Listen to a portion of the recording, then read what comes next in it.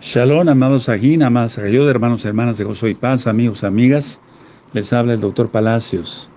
Bueno, ya revisé varios videos de cómo los paracaidistas terroristas de Hamas van descendiendo ya en el territorio israelí sin ningún impedimento.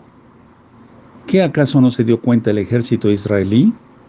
Porque hay el testimonio de al menos dos militares del ejército israelí, de las FDI, que estuvieron ahí en la franja de Gaza y dicen que no podían ni pestañear, que si se acercaba una cucaracha disparaban, si se acercaba un gato disparaban, o sea, no se podía acercar nadie ahí. Ahora, todo está planeado, amados. Sí, todo está planeado. La mayoría, pues, son masones. Ahora, un funcionario de inteligencia egipcio dice que Israel ignoró repetidas advertencias de algo grande, pero no, esto está planeado. ¿Por qué la cúpula de hierro falló? ¿Por qué?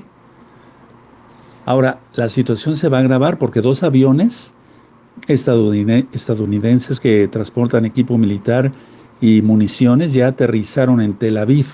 Son aviones preparados, o sea, son aviones muy grandes. Ahora,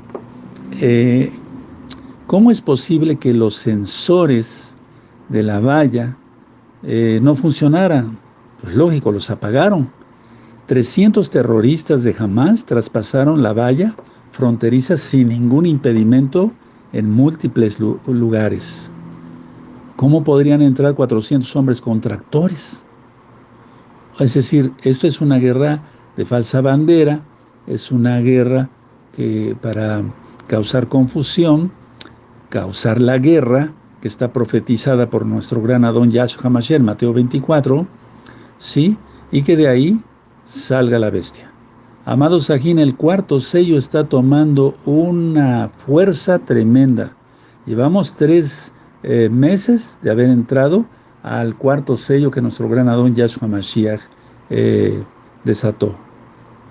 Entonces todo esto, pues, es poner al pueblo, al propio pueblo, las mismas autoridades, etcétera, etcétera. Si hubo un Judas, ¿qué podemos esperar, verdad?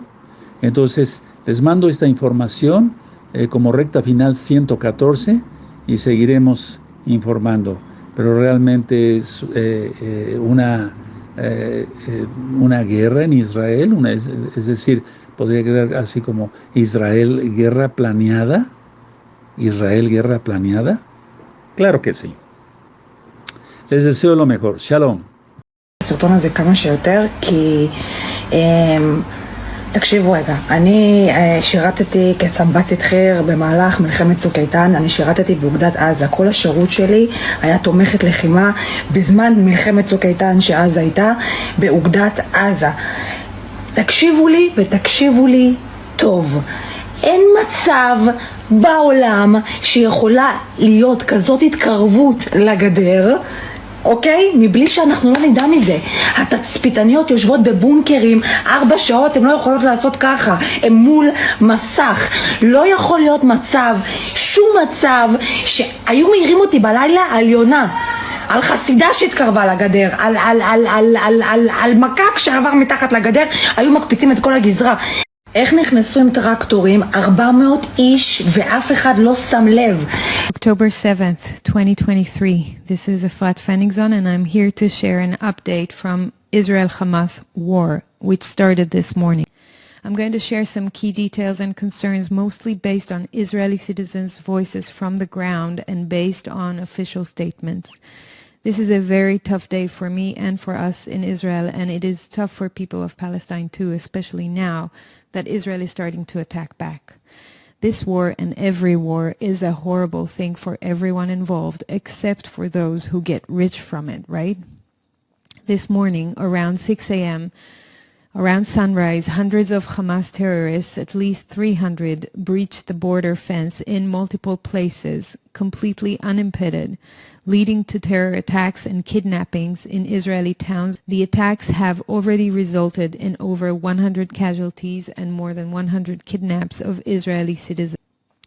Apparently, Israeli defense forces that were supposed to be around Gaza were placed around the West Bank because of security concerns, so that the Gaza envelope was left unoccupied with military. They say around 60 to 80% of that area was left without the IDF forces that were supposed to be there. But because of stupid reasons such as no public transport, they're waiting hours to get to the bases.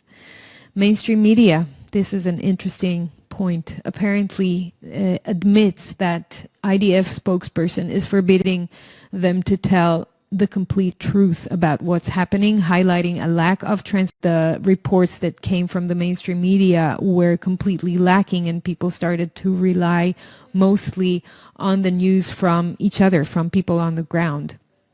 Only now, 6 p.m. Israel time, or it's actually 7 already, 12 hours after the event started, we received the first formal statement from the IDF spokesperson, and I will include an article with that statement in the notes. A year ago, there was a military operation in Gaza to prepare for such events, and ongoingly there are trainings for these kind of scenarios. This raises serious questions for me anyway about Israeli intelligence. What happened? 2 years ago, there was a successful deployment of underground barriers with sensors to alert exactly on these kind of terrorist breaches. Israel has one of the most advanced and high-tech armies. How come there was zero response to the border and fence breaching? I cannot understand that. Personally, I served in the IDF 25 years ago in the intelligence forces. There's no way, in my view, that Israel did not know of what's coming. A cat moving alongside the fence is triggering all forces. So what happened to the strongest army in the world? How come border crossings were wide open?